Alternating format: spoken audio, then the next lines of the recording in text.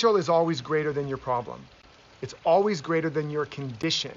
And that's why, whether you're a change maker, a thought leader, or just want to live the best life possible, you want to remember that you're not here to try to save the world. You're not here to try to save your life. You're not here to try to save what was or even what is, right? You're here to serve what's emerging. You're not here to save the world. You're not here to save yourself. You're not here to save others. You're not here to save what was or even what is. You're here to serve what's emerging. The potential, that seed of purpose and potential planted in the soil of your soul, which is speaking to you.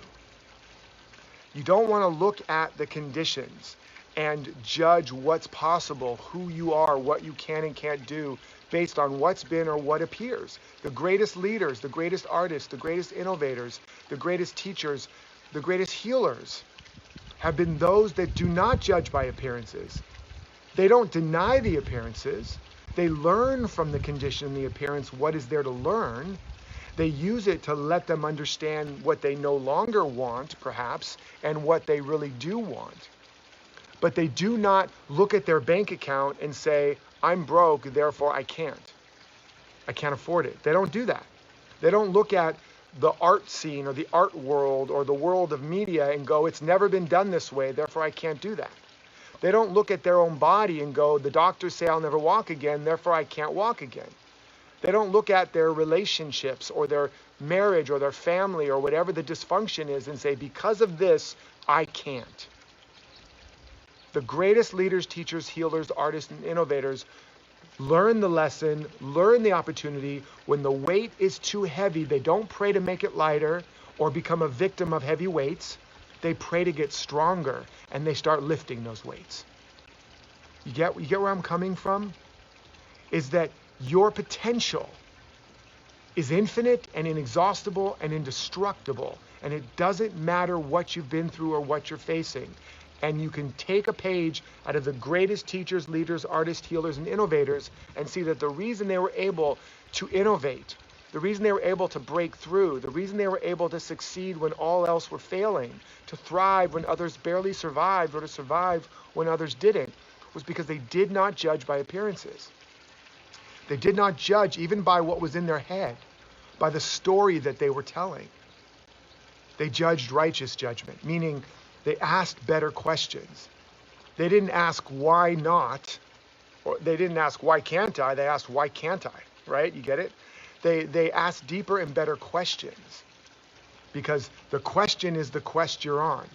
The question, ask and you shall receive. If you ask, why am I such a failure? You'll get lots of answers. If you ask, why isn't this working for me? You'll get a lot of good answers why it isn't working. But if you ask, how can I? What is the great vision of my life? What have I come for? What am I really made of and made for? What is this challenge seeking to activate in me so that I can live a bigger, better life? What's the opportunity here? What's the blessing here? What's the lesson here? What's the gift here? They recognize that what's in the way is the way. They turn their tombstones into stepping stones. They have a backbone, not a wishbone. I just want you to really kind of grok the gestalt of this mindset and heart set. And don't get me wrong, it's not easy. It's not easy. I've gone through some very difficult times recently. Tragedy, the loss of my beloved son, major challenges to the business, as so many people in the world have. And I'm not special. Many people have lost loved ones. Many people have lost businesses and are struggling. But I know that this stuff is real because I'm not talking about mere theory here. I'm talking about a principle that I've used to grow myself out of challenges and crises and tragedies and recessions and all manner of stuff. So I'm not speaking a theory to you here. I'm speaking a principle. And it's not personal. It's a principle. So it doesn't matter where you come from. It doesn't matter what you've been through. You can't say to me, oh, well, you don't understand, Derek. You don't know my story. I don't care about your story. Okay? It doesn't matter. God is no respecter of persons. His rain falls upon the just and the unjust, the saint and the sinner. It's a principle. Life is principle. It's not personal. There's a personal element to it, but this principle works if you work it, just as the law of emergence is a principle. If you plant the seed and you cultivate the right conditions, that dirt can't say to you, well, I'm sorry, man, you come from a long line of seeds that never amounted to much. You had a really bad seed childhood, so I'm sorry, I can't grow you, right? It has to grow you. And when you understand this principle of emergence and you understand that the potential in you is greater than your problems and conditions, and you begin to ask questions like, what is my true potential? What is my true purpose? What am I here to be and to do and to contribute? How can I live my life in an even greater and grander way, not merely despite my conditions and challenges, but because of them? When you start to ask questions like that, you will get a different quality of answers. You will go on a different quest, the quest you're on. You will activate different capacities. And then you can begin to ask, if I was living the life of my dreams. This is another strategy for activating your potential, no matter what the condition. If I was living the life of my dreams, whatever that is for you right now, who would I be? How would I feel? What would I think? And what would I do? These are the 4 quadrants of character, the habits of thinking, feeling, being, and doing. And as you start to tap into that, you can actually start practicing those now, regardless of the problem or the apparent problem. You can start adopting the new mental habits. Instead of looking at what's wrong, look at what's possible. Instead of looking at what I don't have, look at what you do have. That's a mental habit. Instead of looking at what you can't do, ask, what can I do? And do it. New mental habit.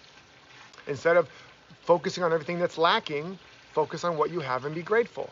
New mental habit. I know this sounds cliche, but if you're not living the life you truly want, you're not practicing these things. And they're a cliche because they're true. And because they've been said so much, they become white noise. And so few people practice them.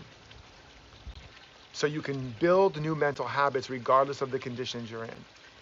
And you can build new emotional habits by visualizing the life you want, not to try to make it happen. That's law of attraction, and there's a lot of problems there.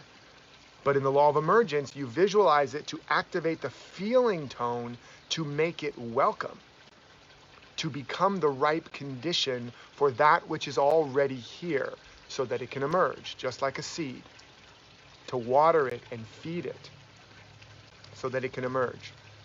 You can begin to practice new habits of being. And a habit of being is not merely a static quality, it's an active one, like I'm being generous, I'm being playful, I'm being spontaneous, I'm being outgoing. So you can actually go, if I was living that life, how would I be? Who would I be? How would I be showing up? And you would notice you'd be more of certain ways. You'd be more generous, more outgoing, more giving, more spontaneous, more playful. Well, guess what? You can ask that question now. How can I be more playful in my life? How can I be more generous in my relationship? How can I be more spontaneous with my work? And as you ask those questions of being, you'll get answers. And then you practice.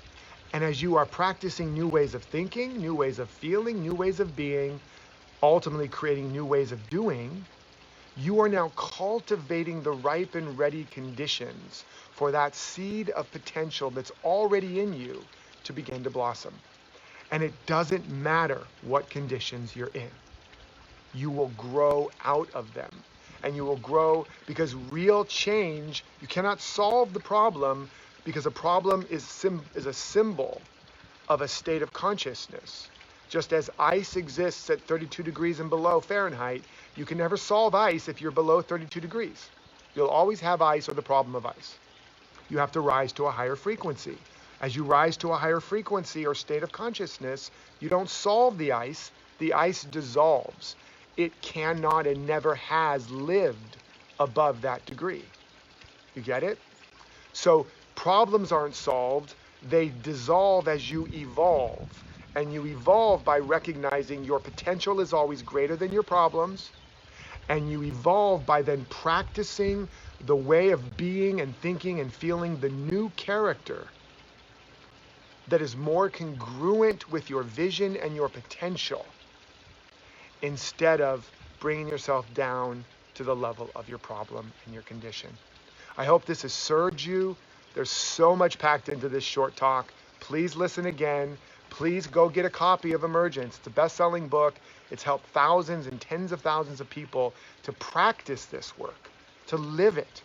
There's like 500 or 600 reviews on Amazon. You'll see what people's lives, what has happened to their lives. Please get a copy and practice.